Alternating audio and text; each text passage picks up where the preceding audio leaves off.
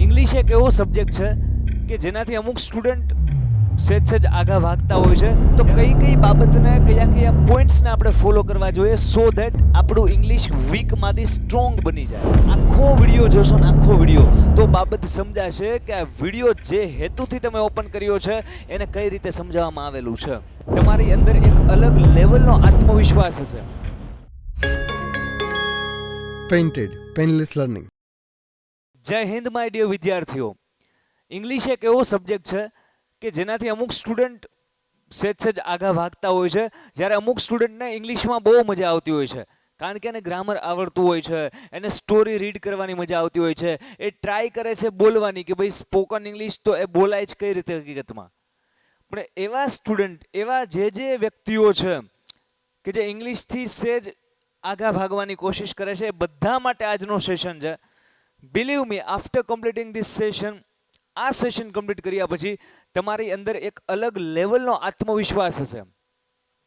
ધ્યાનથી મારી વાતને સાંભળજો કે જો ઇંગ્લિશ અઘરું લાગે છે, આનાથી ભાગવાનો વારો આવ્યો છે, તો કઈ બાબતને કયા પોઈન્ટ્સને આપણે ફોલો કરવા જોઈએ સો ધેટ આપણું ઇંગ્લિશ વીકમાંથી સ્ટ્રોંગ બની જાય.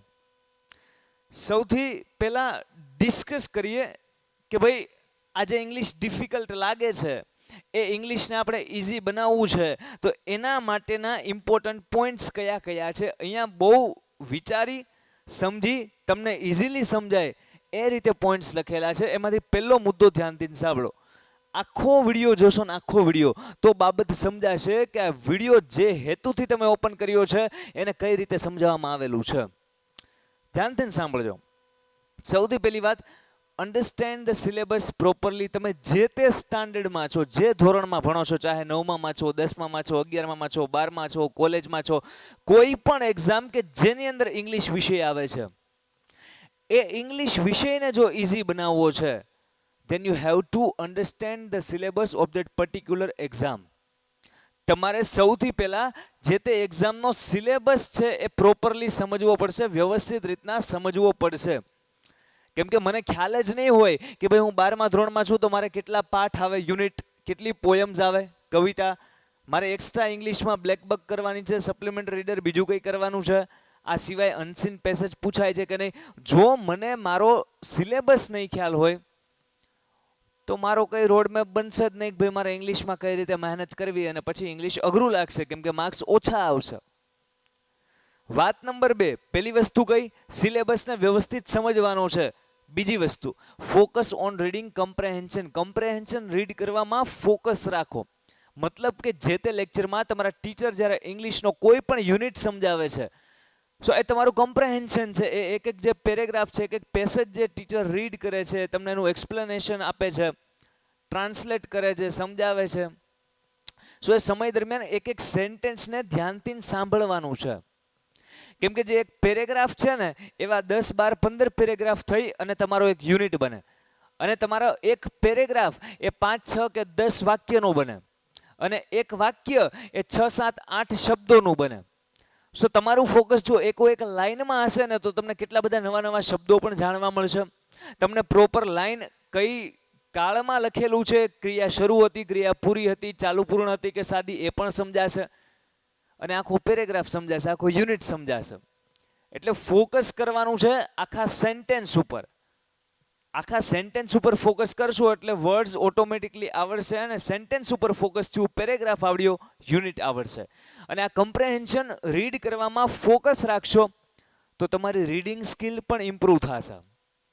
ત્યારબાદની વાત નંબર 3, ઇમ્પ્રૂવ રાઇટિંગ સ્કિલ. તમારે રીડિંગ સ્કિલ તો ઇમ્પ્રૂવ કરી લેશો કે ભાઈ કમ્પ્રેહેન્શન ફોકસ હારવાર રીડ કરવાથી, but you have to practise a lot. તમારે પ્રેક્ટિસ બહુ બધી કરવી પડશે લખીને.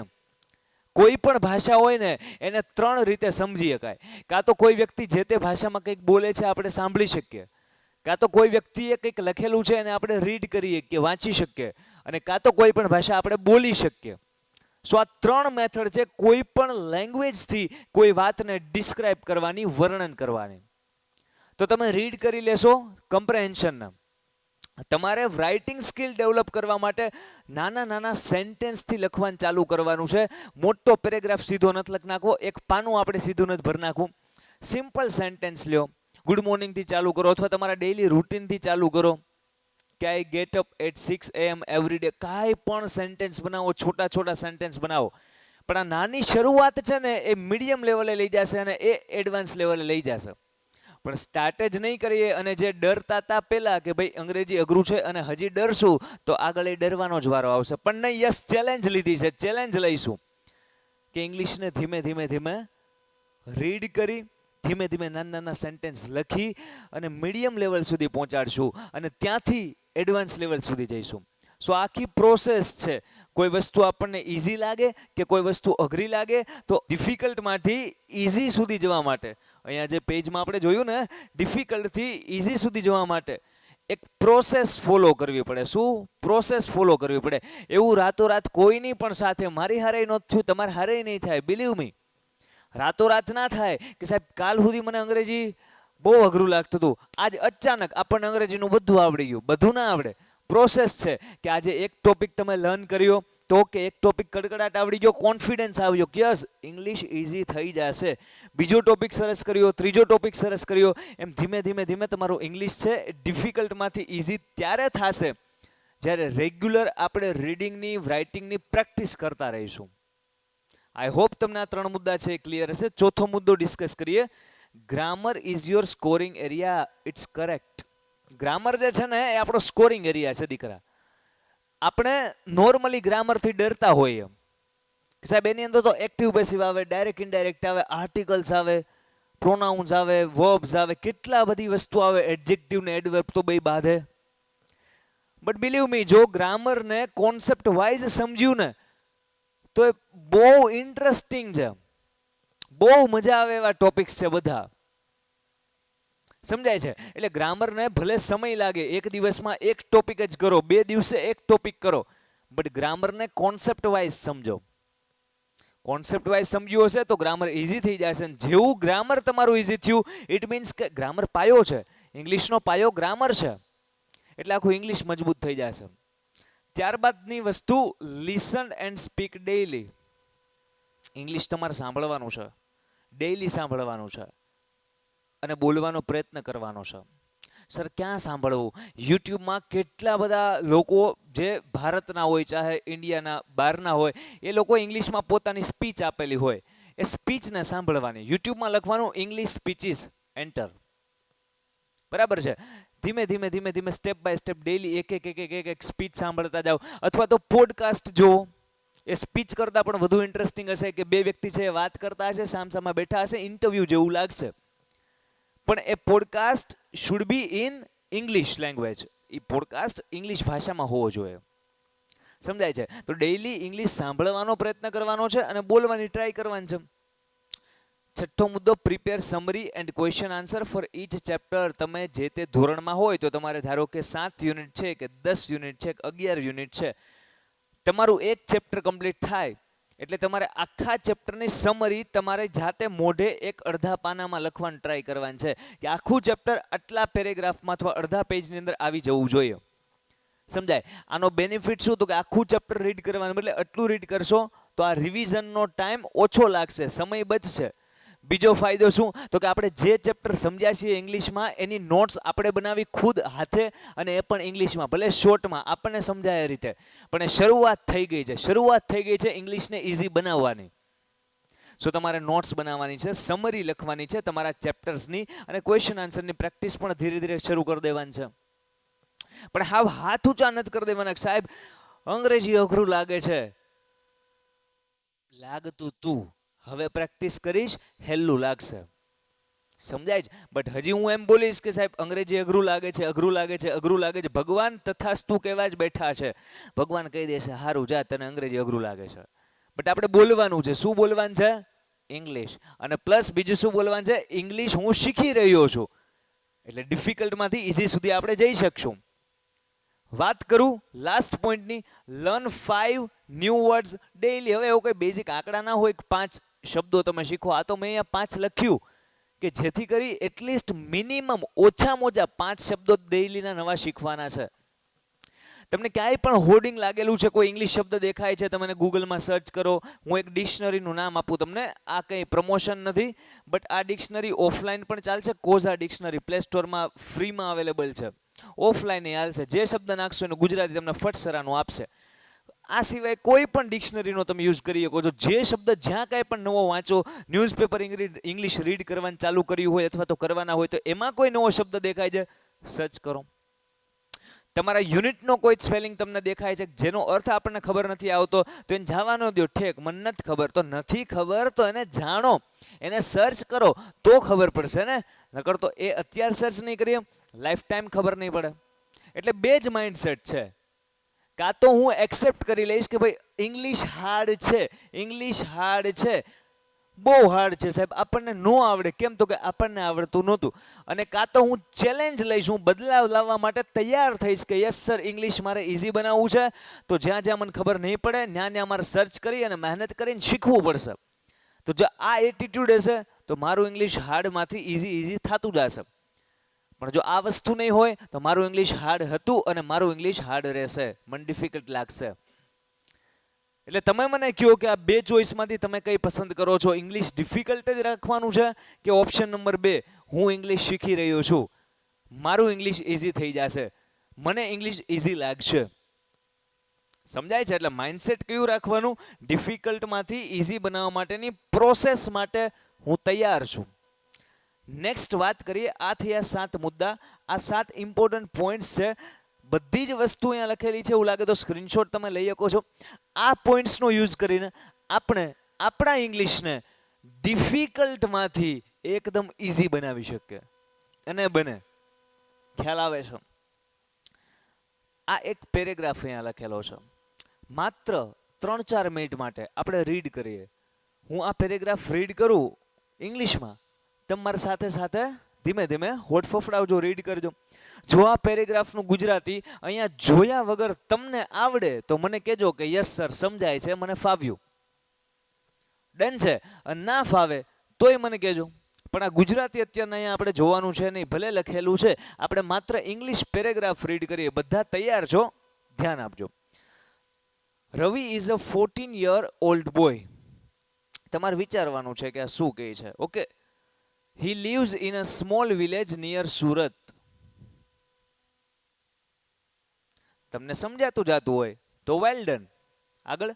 Every morning he wakes up at 6 o'clock. સમજાય? He helps his mother. ક્યાં? તો કે in the kitchen and then goes to school. આગળ. Ravi loves to read English stories. He wants to become a teacher in the future.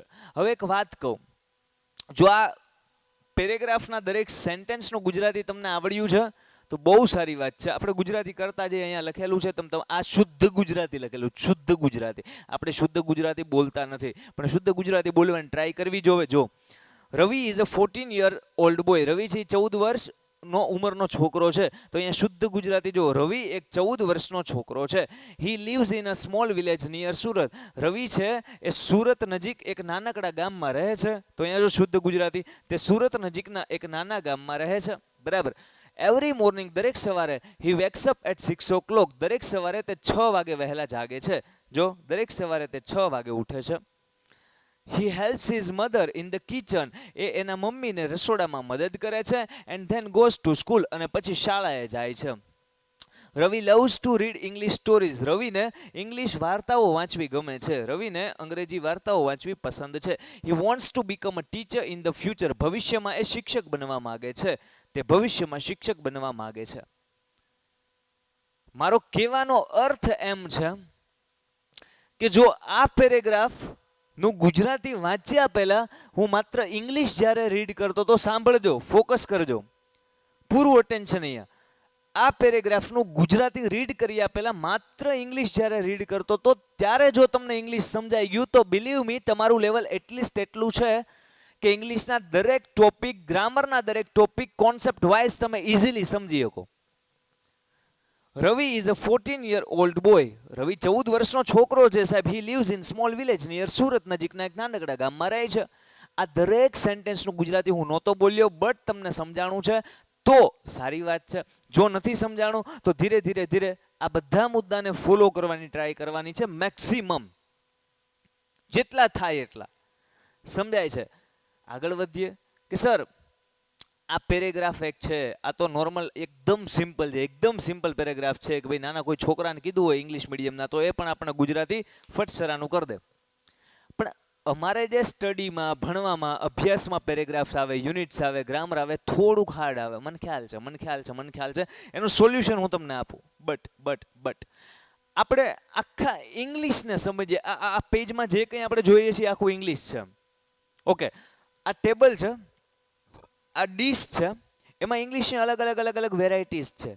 કઈ? એક spoken English, એક કમ્પ્રેહેન્શન, એક poem, એક ઈમેલ, એક રિપોર્ટ, અલગ જો જેટલા ટોપિક્સ હોય એમાંથી અમુક ટોપિક અહીંયા લખેલા છે, બધા અહીંયા સમાય ને. બરાબર. હવે આખા ઇંગ્લિશનો ભાર જે સંભાળે છે, જે બેઝ છે, જે પાયો છે, એ કોણ છે? ગ્રામર કાકા. મતલબ કે મારું જો ગ્રામર સ્ટ્રોંગ હશે, મારા રૂટ, મારું જે મૂળ છે સ્ટ્રોંગ હશે, તો મને આ બધા ટોપિક્સ છે ને એ સમજવામાં સરળતા રહેશે.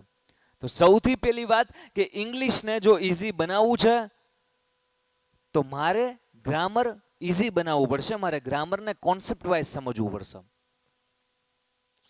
ગ્રામરમાં પણ સૌથી પહેલો જો ટોપિક આપણે લર્ન કરવો હોય કે મતલબ સર ગ્રામર એટલે કયા ટોપિકથી સ્ટાર્ટ કરવાનું, આર્ટિકલથી? ના, ગ્રામરમાં સૌથી પહેલા ટોપિક જો સ્ટાર્ટ કરવો હોય તો એ ટેન્સ કરવાનો. દેખાય? રીડની હડ્ડી છે. ટેન્સ જો ક્લિયર હશે તો તમારી સ્પાઇનલ કોડ, આ જે કરોડરજ્જુ છે, એ મજબૂત થઈ જશે. ગ્રામર આખું મજબૂત થઈ જશે, કેમ કે મોટા ભાગના ટોપિકની અંદર ટેન્સનો યુઝ થાય.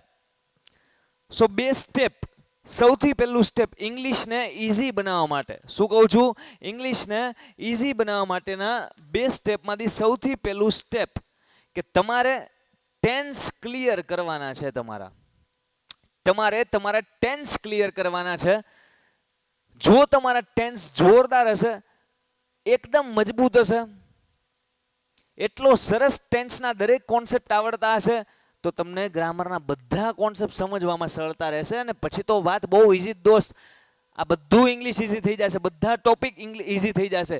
સ્પોકન ઇંગ્લિશ હોય, ટ્રાન્સલેશન કરવું હોય, પોએમનું કમ્પ્રેહેન્શન, ડાયલોગ હોય, એક્ટિવ પેસિવ હોય, એસે હોય, ડાયરેક્ટ ઇન્ડાયરેક્ટ, રિપોર્ટ, કમ્પ્રેહેન્શન, સ્પોકન, કોઈ પણ ટોપિક ઇઝી થઈ જશે. બટ એના માટે ગ્રામર મજબૂત કરવાનું છે. ને ગ્રામર મજબૂત કરવા માટે ટેન્સ મજબૂત કરવાના છે. બસ બે જ મુદ્દા. એક તો ટેન્સ મજબૂત કરવાનો છે, અને ટેન્સ થઈ જાય પછી ગ્રામરના જે કંઈ પણ બધા ટોપિક છે, એડજેક્ટિવ હોય, પ્રોનાઉન હોય, એડવર્બ હોય, નાઉન હોય, આ બધા ટોપિક્સને સરસ મજાના લર્ન કરી નાખવાના છે. સો આઈ હોપ કે આ બંને સ્ટેપ તમને સમજાણા છે. આ ડ્રોઈંગ દ્વારા તમને શું સમજાવવામાં આવ્યું છે? ઇંગ્લિશ શીખવું છે તો પાયો ગ્રામર છે, અને ગ્રામર શીખવું છે તો શરૂઆત ટેન્સથી કરવી પડેગી. સમજલા? આગે बढ़े? ચલો સર, ટેન્સ અમારે ક્યાં શીખવાના? ટેન્સનો એકદમ ડીપમાં લેક્ચર તમારા લોકોને જોઈતો હોય, યસ સર તમે આવો સમજાવો. Tense A to Z, basic to advance શીખવા માટે અમે તૈયાર છીએ. તો આ વિડીયોમાં કમેન્ટ કરી દેજો. આપણે એવો કંઈક સેશનનું, એવા વર્કશોપનું અરેન્જમેન્ટ કરશું. એ ઓનલાઈન જશે, યુટ્યુબમાં જશે, અને એ બધા માટે ફ્રીમાં હશે. આપણે લાવશું. પણ એ સેશન, એ વર્કશોપ લાવતા પહેલાં તમારે બધાએ પાવરફુલ પ્રેક્ટિસ માટેનો આ ટેન્સની વિડીયો જોવાનો છે. આ વિડીયોની અંદર જે વાત કીધેલી છે, જો એ તમને સમજાય તો આપણે આગળ એક વર્કશોપનું આયોજન કરશું કે જેની અંદર ટેન્સ બેઝિકથી લઈ અને એડવાન્સ સુધી કરશું. એટલે આપણું ઇંગ્લિશ હાર્ડ છે એને ઇઝી બનાવવાનું પહેલું આખું સ્ટેપ, એનો આખો વર્કશોપ 2 સ્ટેપમાં ઇંગ્લિશ ઇઝી. એમાં જે પહેલું સ્ટેપ છે ટેન્સ બેઝિકથી એડવાન્સ, લાંબો સરસ મજાની મેરાથોન લેક્ચર આપણે લાવશું. એ એક જ લેક્ચરમાં કમ્પ્લીટ થઈ જશે અને ફ્રીમાં હશે, યુટ્યુબમાં હશે. પણ એ વર્કશોપ ક્યારે આવશે? જ્યારે આ વિડીયો લેક્ચરમાં તમને મજા આવશે, તમને સમજાશે, અને તમને એવું ફીલ થાય કે યસ સર, આમાં કીધેલી બધી વાત મને સમજાણી, આમાં ટેન્સની પ્રેક્ટિસ કરાવી, એ મને ખ્યાલ આવી. કમેન્ટ કરજો. આ લેક્ચરની બધી જ કમેન્ટ હું પર્સનલી રીડ કરીશ. બરાબર? જો તમને જરૂર હશે એવું મને ફીલ થશે તો આપણે વર્કશોપ શ્યોરલી લાવશું. ડન છે? તમને બધાને એક ચેલેન્જ આપું છું. શું તમે બધા આ ચેલેન્જને એક્સેપ્ટ કરો છો? Yes or no? Yes or no? Challenge accept કરતા હોય તો કમેન્ટમાં લખજો કે ચેલેન્જ એક્સેપ્ટેડ, અને એક્સેપ્ટ ના કરતા હોય તો કંઈ ના લખતા. ડન છે? જેટલા સ્ટુડન્ટ ચેલેન્જ એક્સેપ્ટેડ લખશે એ બધાને હાથ પકડીને બાજુમાં બેસીને ઓનલાઈન યુટ્યુબમાં, હા સાહેબ ઘરે નો આવ્યા તમે કહેતા હતા તેથી ના એમ નહીં, હાથ પકડીને બાજુમાં બેસીને ભણાવતો હોય ને એ રીતનું ફીલ થાય એવા સેશન ધમાકેદાર ઇન ફ્યુચર આપણે લાવીશું અને તમે કહેશો એ ટોપિકને આપણે લાઈવ ભણીશું. ડન છે? તો કેટલા સ્ટુડન્ટ એક્સેપ્ટ કરે છે આ ચેલેન્જ કે યસ સર મારું ઇંગ્લિશ પાસ્ટમાં જે હતું એ, બટ નાવ હવે હું એક ચેલેન્જ લઉં છું કે મારા ઇંગ્લિશને ઇઝી કરી દઈશ. મળીએ છીએ કોઈ નેક્સ્ટ સેશનમાં, મળીએ છીએ આ ટેન્સના સેશનમાં કે જે ઓલરેડી જો અહીંયા આઈ બટન ઉપર લિંક પોપઅપ થઈ હે ને, આઈ બટન ઉપરથી તમે છે આ લેક્ચર ઓપન કરી શકશો અથવા નીચે ડિસ્ક્રિપ્શનમાં જે પહેલી જ લિંક આપેલી છે, ડિસ્ક્રિપ્શનમાં પહેલી જ લિંક આપેલી છે ટેન્સની ધમાકેદાર પ્રેક્ટિસ, એ ઓપન કરી અને આ વિડીયો ઓપન કરી શકો છો. ઓકે, નીચે ડિસ્ક્રિપ્શનમાં પહેલી જ લિંક આપેલી છે એ ઓપન કરશો એટલે થશે. જો એ ન મળે તમને, તમારે શું કરવાનું છે? મળી જશે. બટ ના મળે શું કરવાનું છે? આ ચેનલ ઓપન કરશો, બરાબર છે, એટલે વિડીયોમાં આમ સર્ચ કરતા જશો એટલે આ મળશે. એ પણ ના થાય શું કરવાનું છે? યુટ્યુબમાં સીધું સર્ચ કરવાનું છે tense practice by Anirudh sir. Done છે? ડન છે. બાકી આઈ બટનમાંથી મળી જશે ને ડિસ્ક્રિપ્શનમાંથી પણ તમને મળી જશે. મળીએ છીએ નેક્સ્ટ કોઈ ડાયરામાં. આજે અહીંયા સુધી રાખીએ છીએ. તમારો બધાનો ખૂબ ખૂબ આભાર. તમને બધાને ઓલ ધ બેસ્ટ અને બેસ્ટ ઓફ લક. જય હિન્દ, જય ભારત. Painted, Painless Learning.